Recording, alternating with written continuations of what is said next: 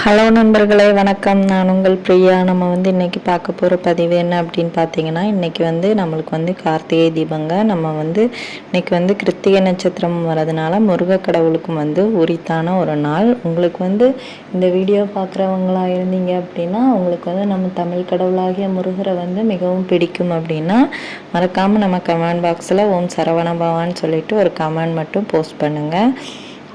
அப்புறம் நம்ம முருக கடவுளுக்கு இன்றைக்கி நம்ம என்ன வழிபாடுகள் பண்ணலாம் அப்படின்னு பார்த்தீங்கன்னா, நீங்கள் என்னென்ன வழிபாடுகள் இன்றைக்கி பண்ணலாம்னு நினைக்கிறீங்களோ அது எல்லாமே பண்ணலாங்க. ஒரு சில பேர் வெற்றிலை தீபம் ஏற்றணும்னு நினச்சிருப்பாங்க, ஒரு சில பேர் மாவிளக்கு போடணும்னு நினச்சிருப்பாங்க, ஒரு சில பேர் செங்கல் தீபம், அது வீடு கட்டுறவங்களுக்காக உள்ளது.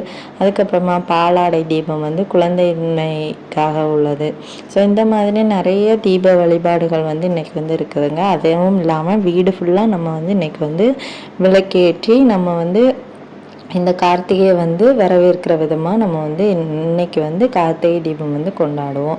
ஸோ இந்த மாதிரி செய்யும்போது இன்றைக்கி உங்களுக்கு நான் இன்றைக்கி காட்டப்போகிற இந்த 3 பொருட்களும் கிடைத்தது அப்படின்னா, நீங்கள் இந்த ஸ்க்ரீனில் பார்த்துட்ருக்குற அந்த 3 பொருட்கள் செவ்வரளி மலர் கிடைத்தது அப்படின்னா கட்டாயமாக முருகப்பெருமானுக்கு அலங்காரம் பண்ணுங்கள். இல்லை செவ்வரளி மலர் கிடைக்கல அப்படின்னா ஏதாவது ஒரு சிவப்பு நிற பூக்களால் நீங்கள் அலங்காரம் பண்ணிக்கோங்க. அதுக்கப்புறமா இந்த துவரம் பருப்பு, அப்புறம் இந்த சுக்கு. துவரம் பருப்பு எதுக்குன்னா, துவரம் பருப்பு உங்களுக்கு கிடைச்சதுன்னா துவரம் பருப்பு வச்சு தீபம் ஏற்றலாம்.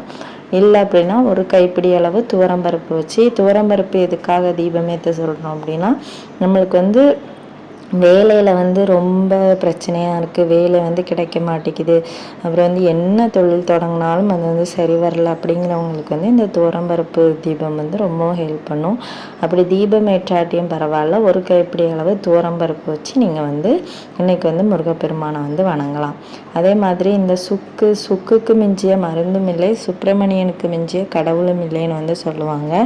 அது என்னவோ உண்மைதாங்க. உங்களுக்கு எவ்வளோ பெரிய கஷ்டமாக இருந்தாலும் கண்டிப்பாக இந்த சுக்கு அதை தீர்த்து வைக்கும். இதை நீங்கள் இன்றைக்கி தாயத்தை மாதிரி கட்டி கையிலையோ இல்லை கழுத்துலையோ போட்டிருந்தீங்க அப்படின்னா உங்களுக்கு இருக்கக்கூடிய கஷ்டங்கள் எல்லாமே மாறும்.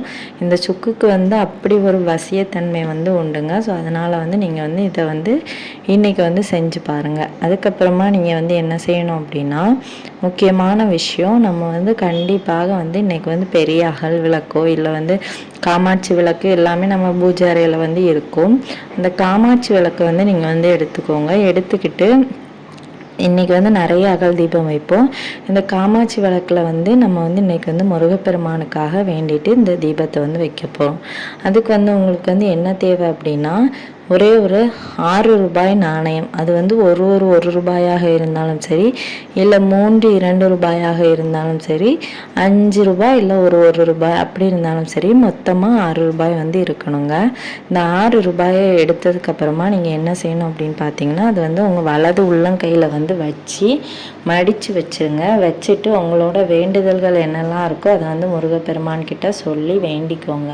உங்களுக்கு ஒரு வேண்டுதல் தான் நீங்கள் வேண்டணும்னு கிடையாது. எத்தனை வேண்டுதல்களாக இருந்தாலும் உங்கள் வேண்டுதல்கள் நியாயமாக இருக்கிற பட்சத்தில் கட்டாயமாக சீக்கிரமாக நிறைவேறும். நான் இதை பண்ணேன்னா எனக்கு உடனே நிறைவேறிடுமா அப்படின்லாம் கேட்காதீங்க. கட்டாயமாக உங்களுக்குரிய காலங்கள் வரும்போது அது நிறைவேறியே தீரும். அப்போ உங்களுக்கு நினைப்பும் வரும், நம்ம இந்த வேண்டுதல் பண்ணனால நம்மளுக்கு இந்த பலன் கிடைச்சிருக்குது அப்படிங்கிறது கூட உங்களுக்கு நினைவுக்கு வரலாம்.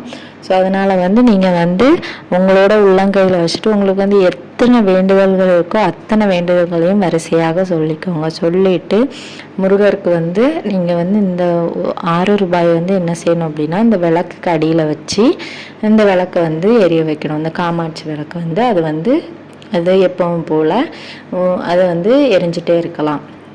அப்புறம் உங்களோட வேண்டுதல்களை சொல்லி முடிச்சுட்டு நீங்கள் வச்சுருங்க. மறுநாள் காலையில் இந்த 6 ரூபாய் எடுத்து, ஏற்கனவே நீங்கள் முருகப்பெருமானுக்காக திருச்செந்தூருக்கு ஏதாவது ஒரு கோயிலுக்காக வேண்டிட்டு காசு முடிஞ்சு வச்சுருப்பீங்க, அந்த காசு கூட அதை வச்சுட்டு வாங்க.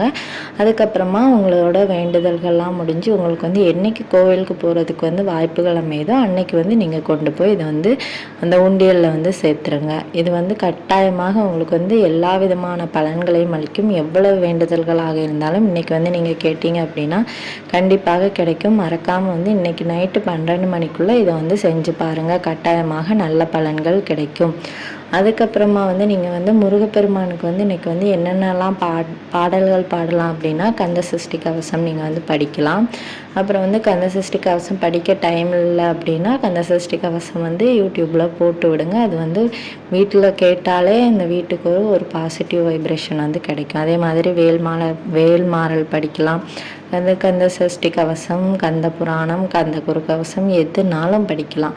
உங்களுக்கு வந்து அப்படி எதுவும் சொல்ல டைம் இல்லை அப்படின்னா ஓம் முருகா போற்றி இல்லை சரவணபவா போற்றி ஒரு 6 முறை மட்டுமே நீங்கள் வந்து சொன்னாலே போதும். உங்களுக்கு வந்து நல்ல ஒரு மாற்றத்தை வந்து நீங்கள் வந்து பார்க்க முடியும். இந்த பதிவு வந்து உங்களுக்கு உபயோகமாக இருந்தது அப்படின்னா லைக் பண்ணுங்கள், ஷேர் பண்ணுங்கள். மறக்காமல் நம்ம சேனலை சப்ஸ்கிரைப் பண்ணி வச்சுக்கோங்க. இந்த வீடியோவின் முழு பதிவை பார்த்ததற்கு மிக்க நன்றி.